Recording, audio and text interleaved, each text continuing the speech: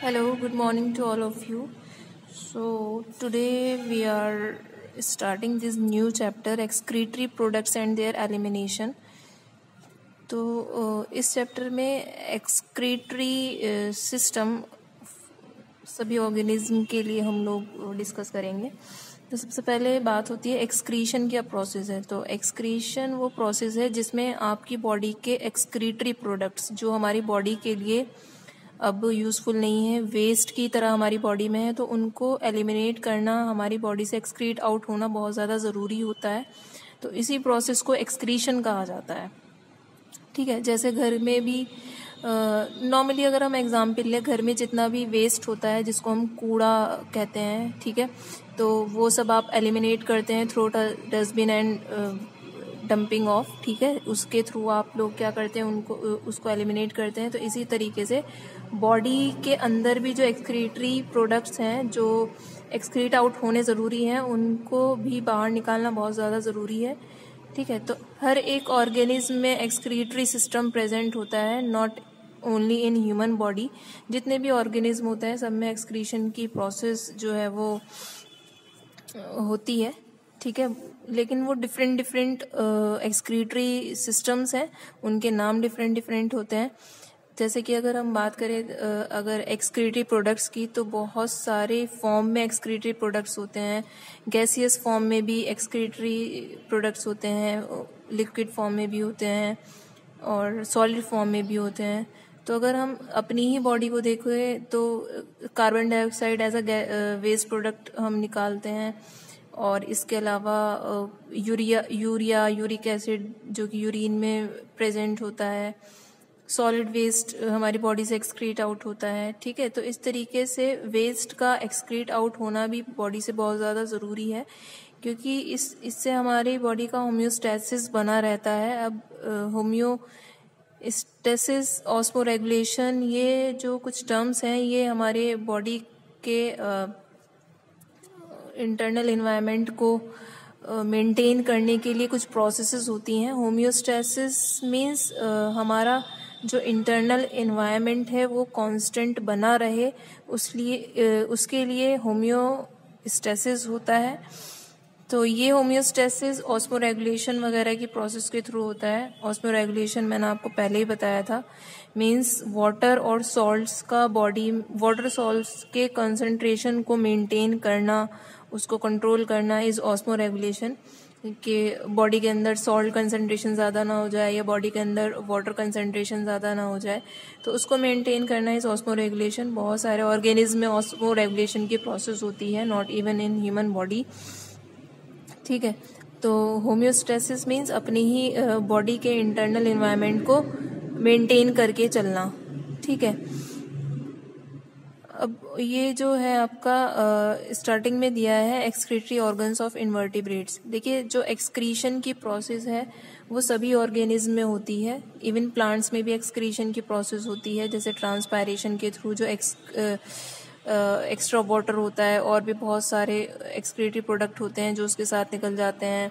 Oxygen as a waste plant से बाहर आता है। ठीक है, तो सभी ऑर्गेनिज्म में होता है। तो स्टार्टिंग में इन्होंने यहाँ पर जैसे इनवर्टिब्रेट्स में बता दिया कि कौन इनवर्टिब्रेट्स के अंदर जो एक्सक्रीटरी ऑर्गन्स हैं, मींस उनके अंदर जो एक्सक्रीशन की प्रोसेस हो रही है वो एक्सक्रीटरी ऑर्गन्स के थ्रू हो रही है। तो वो एक्सक्रीटरी ऑर्गन्स कौन कौन से हैं उनके नाम दिए हुए हैं, लेकिन this is only for invertebrates. Vertebrates means वो हम लोगों का हो जाएगा, वो हमें ह्यूमन बॉडी के अंदर का पढ़ना पड़ेगा। वो पूरा एलोबरेट पोर्शन है इसके अंदर। अब हम पहले इनवर्टिब्रेट्स के एक्सक्रीटरी ऑर्गन देख लेते हैं। तो सबसे पहले इसमें बताया है जैसे कि कॉन्ट्रैक्टाइल वैक्यूल, ये आप बहुत बार पढ़ चुके हैं। कॉन्ट्रैक्टाइल वैक्यूल अमीबा में आपने देखा होगा, एक छोटी सी खाली स्ट्रक्चर होती है, इसी को कॉन्ट्रैक्टाइल वैक्यूल कहा जाता है। तो जितने भी प्रोटोजोन्स होते हैं उनमें एक्सक्रीशन की जो प्रोसेस है वो एक कॉन्ट्रैक्टाइल वैक्यूल के थ्रू होती है। प्रोटोजोन्स में एक्सक्रीशन की प्रोसेस ही नहीं बल्कि सारी प्रोसेसेस उसके कॉन्ट्रैक्टाइल वैक्यूल से ही होती है। तो ये कॉन्ट्रैक्टाइल वैक्यूल के थ्रू इनके अंदर एक्सक्रीटरी प्रोडक्ट्स का भी एलिमिनेशन होता है। नेक्स्ट आता है आपका कैनाल सिस्टम। ये स्पॉन्जेस आपने पढ़ा था फाइलम पॉरीफेरा में, जो स्पॉन्जेस होते हैं उनके अंदर कैनाल सिस्टम होता है। प्रॉपर कोई किडनी वगैरह तो नहीं है, लेकिन इनके अंदर भी जो एक्सक्रीटरी प्रोडक्ट्स हैं उनका एलिमिनेशन कैनाल सिस्टम के थ्रू होता है। Canal system is simply water drain out हो जाता है, एक मतलब कैनाल टाइप बनी हुई है। स्पॉन्जेस में है क्या, पोरस बॉडी होती है, पोर्स हैं, वो वाटर वहां से निकल जाता है नॉर्मली। ठीक है, ये अभी इन्वर्टिब्रेट्स की बात चल रही है, तो बहुत सिंपल स्ट्रक्चर्स होंगी। Next are the protonephridia. तो प्लानेरिया, लिवर फ्लूक, टैपवॉर्म, इन जो जितने भी प्लैटिहेल्मिन्थीज होते हैं इनमें बहुत सिंपल एक्सक्रीटरी ऑर्गन होते हैं जिनको प्रोटोनेफ्रीडिया कहा जाता है।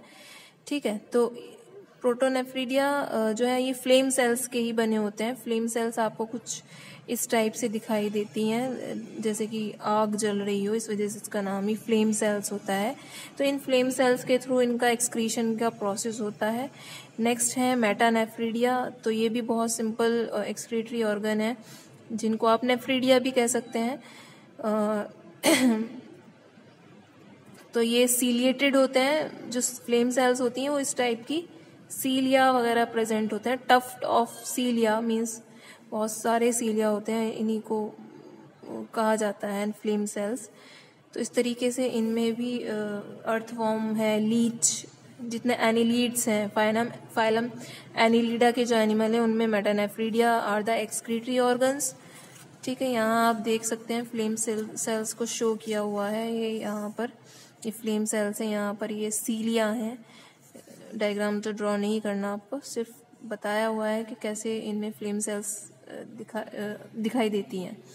ठीक है, नेक्स्ट एक्सक्रीटरी ऑर्गन आता है malpighian tubules which are present in insects, millipedes, spiders. Mostly इनमें ही मेल्पिगियंस ट्यूब्यूल्स होती हैं। ठीक है, जिसके थ्रू इनका एक्सक्रीशन की प्रोसेस होती है। तो यूरिक एसिड इनके अंदर होता है, पोटेशियम आयन, सोडियम आयंस, इन सब का जो भी एक्सक्रीशन होता है वो मेल्पिगियन ट्यूब्यूल्स के थ्रू होता है। तो ये नॉर्मली ट्यूब लाइक स्ट्रक्चर्स होती हैं और कुछ नहीं है। जो मेल्पिगियन ट्यूब्यूल्स हैं ट्यूब लाइक स्ट्रक्चर्स हैं जिनके थ्रू देखिए पोटेशियम, कैल्शियम आयन, वाटर वगैरह इन सब का एक्सक्रीशन हो रहा है इन सेमी सॉलिड फॉर्म। लिखा है ना यूरिन, इनका जो यूरिन होता है विच इज एक्सक्रीटरी प्रोडक्ट वो सेमी सॉलिड फॉर्म में होता है। ठीक है, तो इनके अंदर excretory organ are the malpighian tubules. Next are the green glands which are present in prawns, lobsters, crabs. ठीक है, इनके अंदर ग्रीन ग्लैंड्स जो हैं वो एक्सक्रीटरी ऑर्गन की तरह होती हैं। ठीक है, इन्हीं को ग्रीन ग्लैंड्स कहा जाता है। तो इनमें अगर हम देखें ग्रीन ग्लैंड्स को, इसमें आपको कुछ नहीं करना है, इस डायग्राम में आप इसको छोड़ दीजिए। मेन आप याद रखिएगा कि जो प्रॉन्स हैं, लॉबस्टर्स हैं, इनमें जो एक्सक्रीटरी ऑर्गन है वो ग्रीन ग्लैंड्स हैं। ओके, उसके बाद कुछ यहाँ पर एनिमल्स के मेन एक्सक्रीटरी स्ट्रक्चर्स बताई हुई हैं, वही जो भी हमने पढ़ा है, जैसे कि कॉन्ट्रैक्टाइल वैक्यूल प्रोटोजोन्स में होते हैं। फ्लेम सेल्स जिनको सोलेनोसाइट्स भी कहा जाता है वो प्लैटिहेल्मिन्थीज में होती हैं, ये आपको करने की ज़रूरत नहीं है। मेटानेफ्रीडिया एनिलीड्स में होते हैं। मेल्पिगियन ट्यूब्यूल्स ऑर्थोपोडा में होता है। कॉक्सल ग्लैंड्स ऑर्थोपोडा में होता है। ग्रीन ग्लैंड्स भी ऑर्थोपोडा में होते हैं। ठीक है, ये इनकी फिर कैटेगरी डिवाइड हो जाती है। और बाकी बोजानस एंड कैबर्स ऑर्गन जो है वो मोलस्का में होते हैं। तो ये एक्सक्रीटरी ऑर्गन के नाम दिए हुए हैं और किस फाइलम में प्रेजेंट होते हैं वो फाइलम बताया हुआ है। ठीक है, तो इस तरीके से इनवर्टिब्रेट्स के एक्सक्रीटरी ऑर्गन्स मैंने आपको बताए। ठीक है, क्योंकि देखिए अब ये नहीं कि इनवर्टिब्रेट्स हैं तो इनके अंदर एक्सक्रीशन की प्रोसेस नहीं होगी, सभी में एक्सक्रीशन की प्रोसेस होती है। एक्सक्रीट आउट होना बॉडी से ज़रूरी है, तो इस वजह से इनके अंदर एक्सक्रीटरी सिस्टम भी प्रेजेंट है। ओके।